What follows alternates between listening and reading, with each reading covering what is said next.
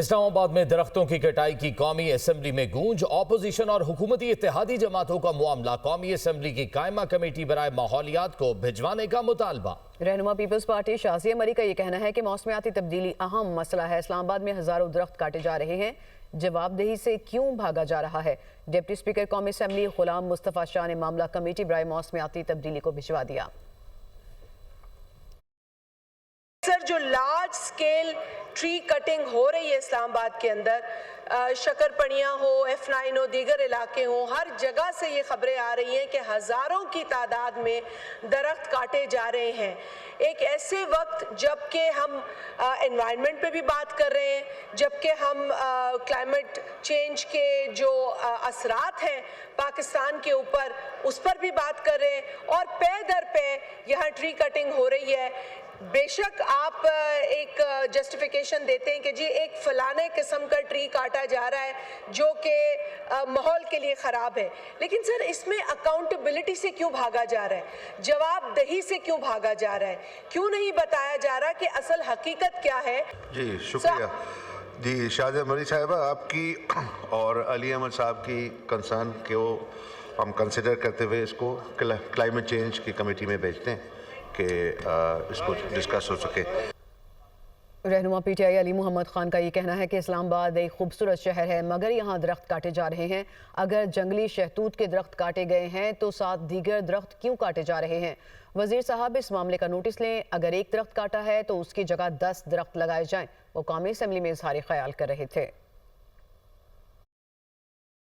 आपने 40,000 के करीब जो दरख्त मोहतरम डिप्टी स्पीकर साहब काटे हैं, वो लंग्स हैं इस्लामाबाद का। इस्लामाबाद द ब्यूटीफुल, खूबसूरत सर हमारा कैपिटल है। अगर आपने कोई दरख्तों की कटाई की है तो मेरी आपको स्ट्रॉन्ग रिकमेंडेशन है कि खुदारा एक कटे हुए दरख्त के बदले में 100 आप पौधे लगाएं, लेकिन इस मौसम में नहीं, मौसम बहार में लगाइए। और अगर कोई ट्रीज मलबरी को आप रिप्लेस अगर कर रहे हैं तो बाकी जो 50-50 और 100-100 साल के पुराने दरख्त आपने फिर उनको क्यों काटा है, उन बेचारों का क्या कसूर है।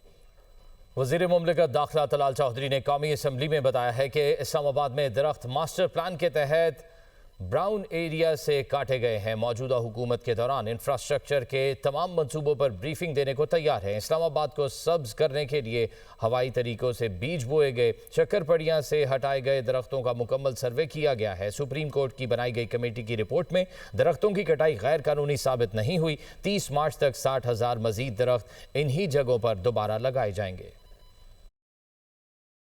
इस्लामाबाद बना है, उसका जो मास्टर प्लान था, उस मास्टर प्लान में कई जगह ग्रीन था और बाकी कुछ उसमें ब्राउन था।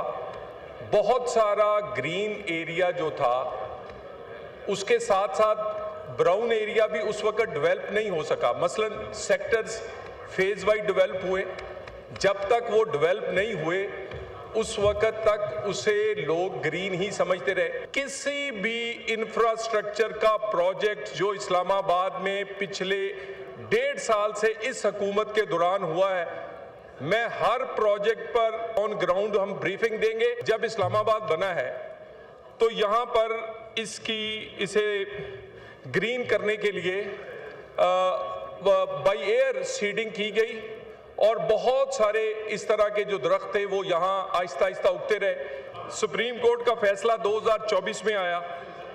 फिर इसके बाद ये दरख्त जो हटाए गए हैं, ये इनका पूरा सर्वे कंडक्ट किया गया। सुप्रीम कोर्ट ने एक कमेटी बनाई जिसमें 2 माहिरीन ऐसे शामिल थे जो कि जंगलात के माहिरीन समझे जाते थे। उनकी रिपोर्ट कई हफ्तों बाद आई और उस रिपोर्ट्स की रोशनी में मजीद इसको बेहतर बनाया गया। 30 मार्च पर 60,000 मजीद दरख्त इन्हीं जगहों पे लगाए जाएंगे। बात करें कुछ दुनिया में जारी तनाज़ात की तो अमेरिका ईरान जंग के खदशात बढ़ गए हैं। वाशिंगटन ने अपने शहरियों को फौरी ईरान छोड़ने की हिदायत कर दी है। अमरीकी जंगी तैयारों की कतर के अल अदीद एयरबेस पर सरगर्मियों में इजाफा। खबर एजेंसी के मुताबिक एयरबेस पर KC-135 एयर रिफ्यूलिंग टैंकर्स और B-52 स्ट्रैटेजिक बम्बार समेत कई जंगी तैयारों की परवाजें। अमेरिका ईरान पर दबाव बढ़ाने लगा। ईरान के तजारती शराकतदारों पर 25% टैरिफ फौरी नाफिज करने का ऐलान कर दिया। ट्रुथ सोशल पर अमेरिकी सदर ने कहा, इजाफी टैरिफ फौरी तौर पर नाफिजुल अमल होगा। फैसला हतमी है, इसमें कोई तब्दीली नहीं की जाएगी। तर्जुमान व्हाइट हाउस कैरोलिन लेविट ने मीडिया से गुफ्तगू करते हुए कहा कि सदर ट्रंप मामलात सफारतकारी से हल करना चाहते हैं। ईरान अवामी सतह पर कुछ, जबकि अमेरिका से कुछ और बात कर रहा है। सदर ट्रंप ईरान के खिलाफ फौजी ताकत इस्तेमाल करने से गुरेज नहीं करेंगे और ये बात ईरान अच्छे से समझता है। ईरानी वजीर खारजा अब्बास इराक्ची का अमेरिका को दो टोक पैगाम। अरब खबर रसां इदारे अल जजीरा को इंटरव्यू में कहा, अमेरिका फौजी ऑप्शन इस्तेमाल करना चाहता है तो ईरान भी जंग के लिए तैयार है। माजी के मुकाबले में अब ईरान कहीं ज्यादा मजबूत और वसी फौजी तैयारी रखता है। अमेरिका के साथ राब्ते जारी है, मगर धमकियों और दबाव के साथ मुज़ाकरात काबिले कबूल नहीं। इनका कहना था कि बाज कुव्वतें अमेरिका को जंग की तरफ धकेल कर इसराइल के मफादात का तहफ़्फ़ुज़ चाहती हैं। उधर अमेरिकी जंगी तैयारों ने कतर के अल अदीद एयर बेस पर अपनी सरगर्मियां बढ़ा दी। खबर एजेंसी के मुताबिक अल अदीद बेस से KC-135 एयर रिफ्यूलिंग टैंकर्स और B-52 स्ट्रेटेजिक बम्बार समेत कई अमेरिकी जंगी तैयारों ने परवाज की। एयर बेस पर 10,000 से जायद अमेरिकी फौजी तैनात है। अल अदीद एयर बेस ईरान के सरहद से 200 से 300 किलोमीटर के फासले पर है। ईरान में हालात कशीदा। पाक ईरान सरहद पर गैर मामूली सूरत हाल पैदा हो गई। गवादर से मुतसिल सरहद के जरिए गुज़िश्ता 2 दिनों में 134 पाकिस्तानी पहुंचे हैं। पाक ईरान सरहद पर तजारती और सफरी निज़ाम मुकम्मल तौर पर मुअत्तल है।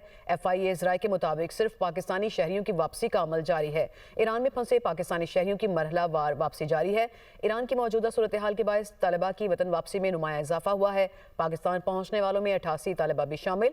ईरान में हालात कशीदा होने से सरहदी इलाकों में सिक्योरिटी सख्त कर दी गई है। वज़ीर-ए-आज़म शहबाज शरीफ से स्वीडिश टेली कम्युनिकेशन कंपनी के वफ्द की मुलाकात हुई। वज़ीर-ए-आज़म ने पाकिस्तान में सरमायाकारी और मुल्क के टेली कम्युनिकेशन सेक्टर की तरक्की में किरदार को सराहा। मुलाकात में इक़्तिसादी तरक्की, पैदावारी सलाहियत और अवामी खिदमात की फ्राहमी पर गुफ्तगू की गई। वज़ीर-ए-आज़म ने 5G समेत जदीद नेटवर्क्स में आलमी तजर्बात से इस्तिफ़ादा करने में पाकिस्तान की दिलचस्पी को उजागर किया। कौमी ज़रूरियात के मुताबिक महफूज और पायदार IT इंफ्रास्ट्रक्चर की तरक्की यकीनी बनाने के अज़्म का इयादा किया गया। वफ़द ने 5G स्पेक्ट्रम नीलामी समेत मुल्क के IT इंफ्रास्ट्रक्चर की मज़ीद बेहतरी के लिए हुकूमत पाकिस्तान की कोशिशों को सराहा।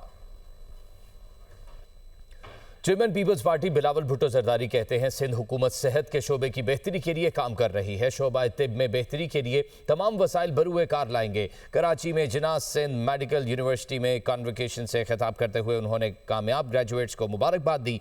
बिलावल भुट्टो का कहना था कि जिना मेडिकल यूनिवर्सिटी एक बेहतरीन दरसगाह है। Graduates, you are entering the world at a moment of extraordinary challenges, an extraordinary opportunity. Jinnah Sindh Medical University carries a powerful name, Jinnah, a name synonymous with vision, discipline and service. You are graduating in a time when medicine is being reshaped by technology, artificial intelligence, telemedicine and data-driven care. But let us remember, technology without ethics is dangerous. To the faculty and administrators of Jinnah Sindh Medical University, you have not merely taught courses, you have shaped character. The nation salutes your dedication.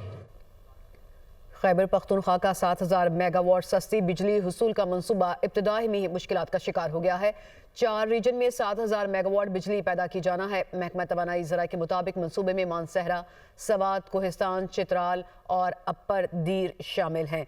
इसी से मुतालिक मजीद मालूमात हम हासिल करेंगे। नुमाइंदा दुनिया news Aamir Jameel ने हमें ज्वाइन किया। आमिर, क्या वजूहात हैं इन मुश्किलात की? बिल्कुल, देखिए मजमूई तौर पर यह 7,000 मेगावाट का मंसूबा है जिसको 4 फेजेज़ में मुकम्मल किया जाना था। हम पायलट प्रोजेक्ट के तौर पर सवात कॉरिडोर ट्रांसमिशन लाइन मंसूबा शुरू किया गया जो कि मटलटान से लेकर चकदरा तक था। 120 किलोमीटर का ये रास्ता है। हम पहला जो फेज़ शुरू किया गया वो मुख्तलिफ मसाइल की वजह से ताख़ीर का शिकार रहा है और एक बार फिर इस मंसूबे को ज़मीन हासूल में जो है वो प्रॉब्लम सामने आ रही है। कॉरिडोर के लिए इन्हें टावर जो है वो नस्म करने थे ताकि ट्रांसमिशन लाइन जो है उस पर बिछाई जा सके, लेकिन मकामी लोगों की जानिब से ये मसला सामने आया कि वो उन्होंने अपनी ज़मीनें हुकूमत को फ़रोख्त करने पर इनकार कर दिया है। अगर ये मसला बर वक्त हल न किया गया तो इस मंसूबे को ताख़ीर भी हो सकती है।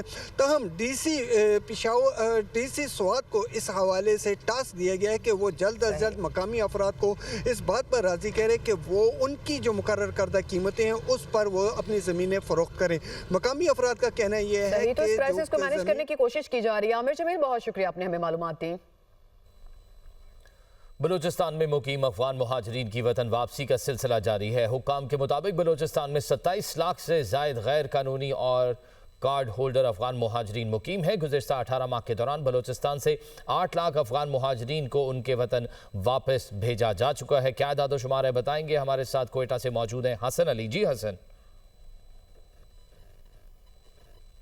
हाँ जी बिल्कुल, वफाकी हुकूमत की हिदायत पर बलूचिस्तान में दीगर सूबों की तरह बलूचिस्तान में भी अफगान मुहाजिरीन के खिलाफ कार्रवाइयों का सिलसिला जारी है। सरकारी हुकाम के मुताबिक बलूचिस्तान में 27 लाख से जायद गैर कानूनी और कार्ड होल्डर्स अफगान मुहाजिरीन जो है मुकीम है। गुज़िश्ता 18 माह के दौरान जो है सिक्योरिटी फोर्सेज और ज़िली इंतज़ामिया की जो कार्रवाइयाँ भी की गई है उसका भी आदाद शुमार जो है दुनिया TV ने हासिल कर लिया है। 18 माह के दौरान जो है बलूचिस्तान से 8 लाख अफगान मुहाजिरीन को उनके आबाई वतन जो है अफगानिस्तान बाइज़्ज़त तरीके से भिजवाया जा चुका है और कोयटा से जो है तकरीबन 2,60,000 के अफराद जो है उन्हें अफगानिस्तान भिजवाया जा चुके हैं। कोयटा में जो कार्रवाइयाँ ज़िले इंतज़ामिया की जानिब से की हैं वो मरहला वार की गई हैं। सरकारी जो हुकाम है उन्होंने बताया कि फ़ेज़ 1 में कोयटा से तकरीबन 1 लाख अफगान मुहाजिरीन को उनके वतन भिजवाया जा चुका है, जबकि जो फ़ेज़ 2 था उसमें 50,000, जबकि फ़ेज़ 3 था उसमें 1,10,000 अफगान मुहाजिरीन को अफगानिस्तान वापस भिजवाया जा चुका है। साथ ही साथ मैं आपको ये बताता चलूँ कि बलूचिस्तान में जो कायम करदा 10 अफगान मुहाजिरीन कैंप से उन्हें भी ख़त्म कर दिया गया। साथ ही साथ जो बॉर्डर पॉइंट से वहाँ पर को भी ख़त्म कर दिया गया है। हसन अली कोयटा से तफसीलन आगाह कर रहे थे। आपका बहुत शुक्रिया।